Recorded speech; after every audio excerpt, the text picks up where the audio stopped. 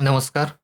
मी देवेंद्र प्रभुणे. स्वास्थ्य मंत्र चॅनलमध्ये मी तुमचं स्वागत. मागच्या व्हिडिओमध्ये बोलल्याप्रमाणे हेल्थ करेक्ट करण्यात माझं काय चुकत होतं आणि मी डाएट आणि एक्सरसाइजच्या बाबतीत काय करेक्टिव्ह ॲक्शन घेतल्या, काय केलं याबद्दलचे जे माझे अनुभव आहेत, ते मी तुम्हाला सांगणार आहे. यापूर्वी मी जसं बोललो तसं मी डाएट केले, जिम केले, वेगवेगळे एक्सपेरिमेंट केले, की जेणेकरून माझं वजन कमी व्हावं. पण कधीच त्यात यश होत नव्हतं. नेहमी काही ना काहीतरी होत होतं आणि ते प्रयत्न तसेच राहत होते. आणि जसा पाहिजे तसा रिझल्ट तर अजिबात येत नव्हता. मला हे कळत नव्हतं, की आपण एवढं डिसिप्लिन का राहू शकत नाही? आपल्यात नक्की काय प्रॉब्लेम आहे, की ज्यामुळं हे एफर्ट्स आपले चॅनलाइज होत नाहीयेत. कारण वेगवेगळे प्रयत्न करून म्हणजे एकच असं नाही, की जिम आपल्याला जमत नाही. मग डायट करा. डायटमध्ये काही जमतंय का? डायट पण फॉलो होत नाही. मला हे समजत नव्हतं, की नक्की कुठं चुकतंय आणि या गोष्टी कुठं दुरुस्त करायला पाहिजेत, की जेणेकरून आपण यातून पुढे जाऊ शकतो. कारण एकदा नाही, दोनदा नाही, अनेक वेळेला मी हे करत होतो, की पूर्ण मोटिव्हेशननी गोष्ट सुरू करायची. पुढे जायचं. काही दिवस ती गोष्ट कन्सिस्टंटली चालत होती. ती पुढे काही दिवस चालू राहायची. मग काहीतरी व्हायचं, खंड पडायचा आणि त्यानंतर पुन्हा ती गोष्ट तुटून जायची. हे चक्र कधी संपतच नव्हतं. मागच्या व्हिडिओत सांगितल्याप्रमाणे माझी हेल्थ थोडीशी आता क्रिटिकल व्हायला लागली होती. कारण बीपी वाढायला लागलं होतं, शुगर वाढायला लागली होती आणि डॉक्टरने सांगितलं होतं, की गोळ्यांच्या आपण मर्यादेला पोहोचलो. यानंतर आपण गोळ्या वाढवू शकत नाही. आणि डॉक्टर जे इन्सुलिनबद्दल बोलले, तो एक मोठा वेकअप कॉल होता, की आता जर इन्सुलिन आलं, तर सगळं गेलं. हे जो काही एक जाणीव होती, त्यामुळं माझे डोळे खाडकन उघडले आणि त्यानंतर मी ज्या काही गोष्टी केल्या, त्या सगळ्या गोष्टी मी तुम्हाला आता या व्हिडिओमध्ये सांगणार आहे, की मी सुरुवात कशी केली किंवा यापूर्वी मी काय प्रयत्न करत होतो, ते डिटेलमध्ये मी तुम्हाला सांगणार आहे, की का फेल होत होते. सगळ्यात पहिल्यांदा बोलायचं तर जिमबद्दल. आपल्या प्रत्येकाला असं वाटतं, की आपण जिममध्ये गेलो, की आपले मसल एकदम स्ट्राँग होणार, आपली बॉडी बिल्ड होणार. आपण जेव्हा जिम जॉइन करण्यासाठी जातो, तेव्हा आपण जिममध्ये चक्कर मारतो. तिथं बरेच जण एक्सरसाइज करत असतात. तिथं एकदम असे चांगले बॉडी बिल्डर, मोठे-मोठे मसल्स आणि हे. आपल्याला खूप मोटिव्हेशन असतं त्यातून, की आपण जर जिम लावली, इथं आलो, तर आपली बॉडी अशी तयार होईल. मोठ्या उत्साहात जिम लावली, की आपले मसल स्ट्राँग होतील, आपली तब्येत चांगली होईल, आपलं पोट आत जाईल.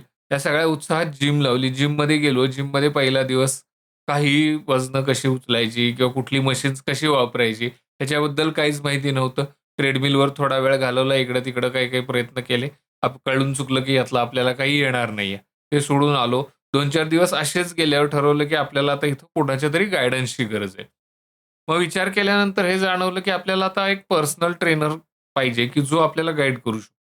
मग मी एक पर्सनल ट्रेनर हायर केला, की जो मला गाईड करू शकेल आणि माझ्याकडनं एक्सरसाइज करून घेऊ शकेल. हे जे ट्रेनर होते, ते खूप चांगल्या प्रकारे शिकवत होते. पण मुळातच जिमची आवड नसणे किंवा त्या स्वभावामुळं ते जे काही शिकवतायत, त्यात मला तितका उत्साह वाटायचा नाही. मग काहीतरी कारण आलं. एक दिवस जिम बुडली. मग परत 1-2 दिवसाच्या गॅपनंतर पुन्हा जिम चालू केली. पुन्हा तिथं रुटीन डिस्टर्ब झालेलं. पुन्हा काहीतरी वैयक्तिक कारण येणार, पुन्हा जिमचं रुटीन तुटणार.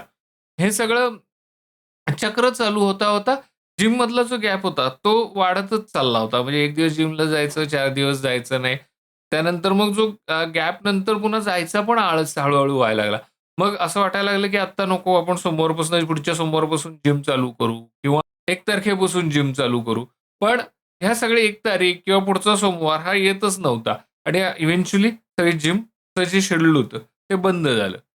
जिम जमत नाही, एक्सरसाइज फार जमत नसेल, तर आपण आता डायटनी वजन कमी करू. म्हणून डायटसाठी वेगवेगळ्या डायटिशियनचे प्लॅन घेतले.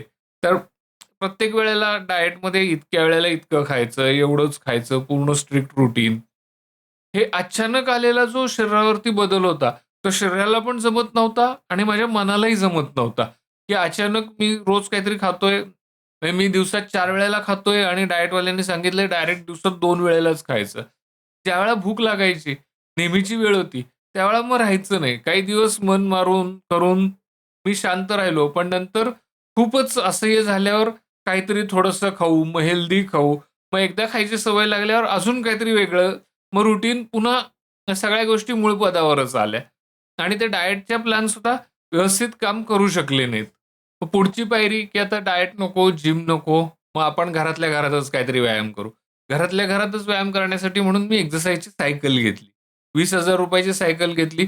मला असं वाटलं, की माझ्या ऑफिसच्या मीटिंग चालू असतात, काही आपण डिस्कशन करत असतो किंवा आपल्याला जेव्हा 15-20 मिनिटं रिकामा वेळ मिळेल, तेव्हा आपण घरातल्या घरातच सायकल वापरून व्यायाम करत राहू, की ज्यामुळं आपल्याला फावल्या वेळात थोडासा शरीराला हालचाल करता येईल आणि थोडासा व्यायाम होत राहील.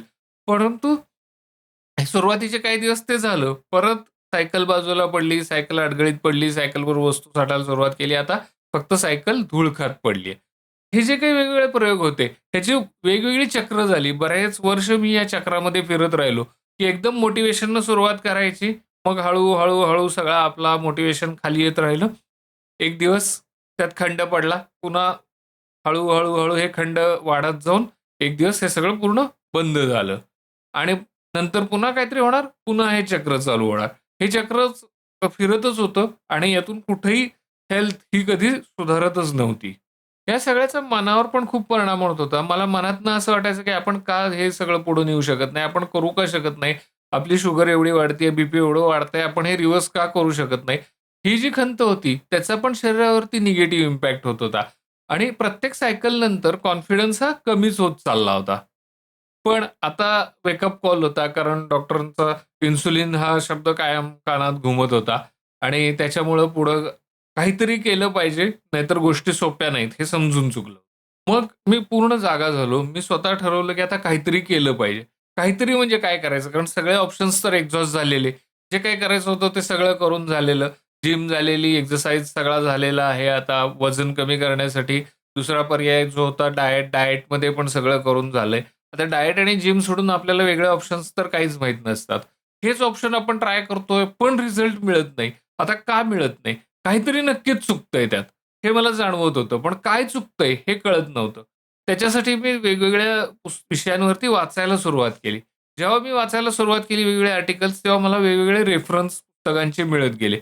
ती पुस्तकं मी घेतली. काही पुस्तकं स्वतः विकत घेतली. आपल्याकडे Amazon असतं, Kindle असतं. त्यामुळे Kindleवरती पण काही पुस्तकं स्वस्त मिळतात. त्यामुळे मी काही पुस्तकं फिजिकल फॉर्ममध्ये विकत घेतली किंवा काही पुस्तकं Kindle बुक्समध्ये घेतली आणि ही सगळी पुस्तकं वाचून घेतली. आणि ही सगळी पुस्तकं वाचताना मला एक मोठी गोष्ट कळली, की आपण ही सगळी गोष्ट जी आहे, ही चुकीच्या पद्धतीनं हाताळतोय. आपण फक्त वजनावर काम करतोय आणि वजन हा प्रॉब्लेम नाहीये. आपलं जे वेट वाढणं आहे, हा आपल्या शरीरात जे होणारे निगेटिव्ह गोष्टी आहेत किंवा जे त्रास आहेत, त्याचा साइड इफेक्ट म्हणजे आपलं वजन वाढतंय. तर नुसतं वजनावर काम करून काही होणार नाहीये. आपण जर नुसतं वजनावर काम करत राहिलो, तर आपण फक्त सिम्प्टम ट्रीट करतोय. आपण रूट कॉज ॲड्रेस करणार नाहीये. मग आता ठरवलं, की आपल्याला खाण्यापिण्याच्या सवयी बदलल्या पाहिजेत, व्यायाम केला पाहिजे. पण कशाप्रकारे आणि ते कसं योग्य होईल, ह्या पुस्तकं वाचून जे मला माहिती मिळाली, तिथून मी सगळ्या गोष्टी वेगळ्या प्रकारानं सुरुवात केल्या. मी या सगळ्या गोष्टींची एक चांगली सांगड घालू शकलो. या सगळ्या गोष्टी ज्या इंटरलिंक आहेत, त्याच्यातली जी कनेक्टिव्हिटी आहे, ती मला समजली, की हे सगळं आपल्या हेल्थचं जे खाणं आहे, व्यायाम आहे, हे सगळं कशाप्रकारे कनेक्टेड आहे. मला सगळ्यात महत्त्वाच्या काही गोष्टी यातून कळल्या असतील, तर त्यातली पहिली गोष्ट म्हणजे तुमच्याकडे पेशन्स पाहिजे. आज जर मी व्यायाम सुरू केला, तर मला लगेच रिझल्ट मिळणार नाहीये किंवा मी आज जर डाएट सुरू केलं, तर उद्या माझं वजन कमी होणार नाहीये. कोणतीही गोष्ट मी जेव्हा सुरू करतो, तेव्हा त्याला 4 ते 6 आठवडे हे रिझल्ट दिसण्यासाठी लागतात आणि आपल्याला तेवढा वेळ कन्सिस्टंटली एफर्ट्स घेत राहणं हे गरजेचं आहे. दुसरा पॉइंट मला हा जाणवला, की कन्सिस्टन्सी महत्त्वाची आहे. आपण व्यायाम किती इंटेन्सली करतो, ह्याच्यापेक्षा आपण किती कन्सिस्टंटली व्यायाम करतो हे महत्त्वाचं आहे. डाएट किती स्ट्रिक्ट डाएट करतो, ह्याच्यापेक्षा आपण स्वतःच्या खाण्यावर किती कंट्रोल ठेवू शकतो, हे फार महत्त्वाचं आहे. कारण असं होत होतं, की एकदा डाएट प्लॅन तुटला, की पुन्हा तो कव्हर होत नव्हता. कारण मी ती कन्सिस्टन्सी तोडत होतो. मला ती कन्सिस्टन्सी कुठेतरी पुन्हा जुळवणं हे महत्त्वाचं होतं. माझ्यासाठी हे लर्निंग होतं, की आपल्याकडून प्लॅनमध्ये किंवा एक्झिक्युशनमध्ये थोडं जरी इकडे-तिकडे झालं, तरी आपण कन्सिस्टंटली पुन्हा ते जागेवर आणणं, हे सगळ्यात महत्त्वाचं आहे. आणि वजनाच्या बाबतीत जर मुख्य सांगायचं झालं, तर मला एक रिअलायझेशन झालं, की वेट गेन हा फक्त खाण्याशीच रिलेटेड नाहीये.